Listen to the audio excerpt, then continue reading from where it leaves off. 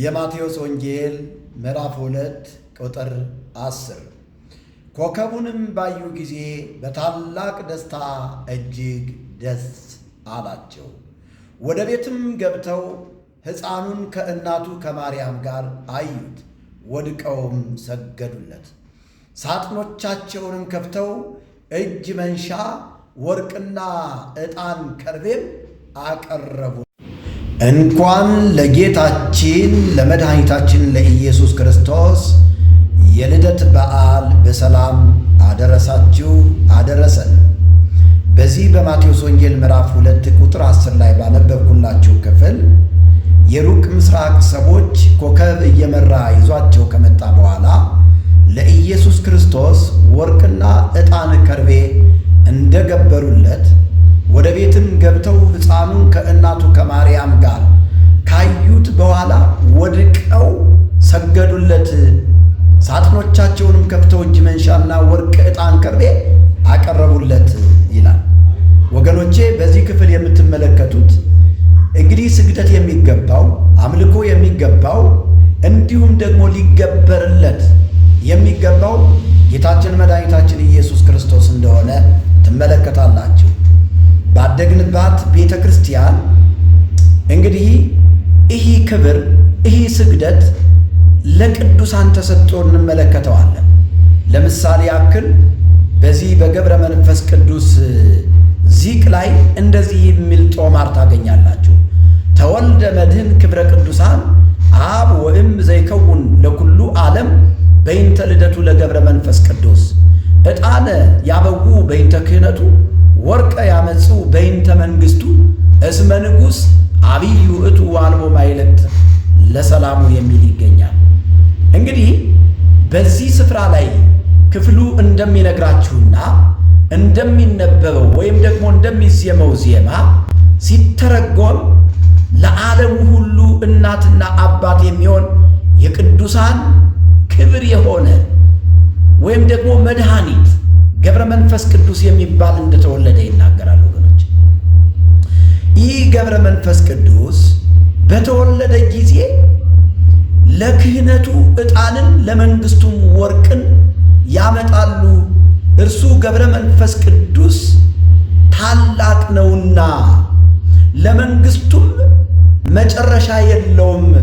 ተመልከቱ፣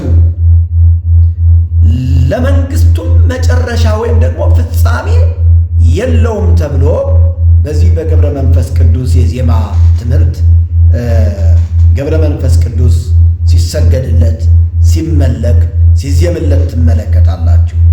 እንግዲህ በዚህ ክፍል ላይ መጀመሪያ እንደምትገነዘቡት የዓለም ሁሉ አባትና እናት መድኃኒት የቅዱሳን ክብር የሆነ ጌታችን መድኃኒታችን ኢየሱስ ክርስቶስ ሲወለድ በዚህ በማቴዎስ ወንጌል ምዕራፍ 2 ቁጥር 10 ላይ እንደምታነቡት መድኃኒት ለሆነው አዳኝ ለሆነው ለኢየሱስ ክርስቶስ ወርቅና ዕጣን ከርቤ እንደተገበረለት መጽሐፍ ቅዱሳችን የእግዚአብሔር ቃል ይናገራል። ከተገበረለትም በኋላ ወገኖቼ ሆይ ለክህነቱ ለመንግሥቱ ዕጣን ከርቤ ለሚያስፈልገው ለዚህ ለኢየሱስ ክርስቶስ ከተገበረለት በኋላ ለመንግሥቱ መጨረሻ እንደሌለው ለክህነቱ ደግሞ መጨረሻ እንደሌለው ሊቀ ካህናት እንደሆነ ነው የሚነግረን መጽሐፍ ቅዱሳችን። በአሁኑ ጊዜ ግን ብዙ ሰዎች የኦርቶዶክስ ቤተ ክርስቲያን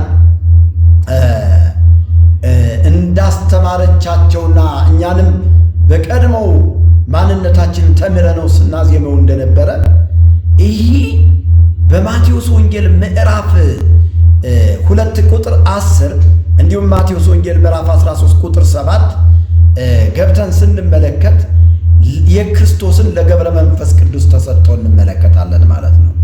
ወገኖቼ ሆይ እግዚአብሔር ብቸኛ መድኃኒት፣ ብቸኛ ሊቀ ካህናትና አማላጅ አድርጎ በመጀመሪያ የነበረውን አንድያ ልጁን ኢየሱስ ክርስቶስን ከሰማይ እንዲወርድና ከቅድስት ድንግል ማርያም እንዲወለድ በማድረግ ለብዙዎች የኃጢአት ይቅርታ ደሙን በማፍሰስ ሊቀ ካህን ሆኖ ለእኛ ሊታይ በገዛ ደሙ ወደ ቅድስት እንደገባ መጽሐፍ ቅዱሳችን የእግዚአብሔር ቃል ይነግረናል።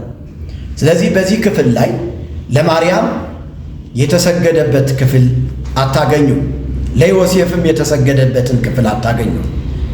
እንዲሁም ደግሞ ትንሽ እንኳን ወርቅ ያስፈልጋታል ለማርያም ተብሎ የተሰጣት የለም።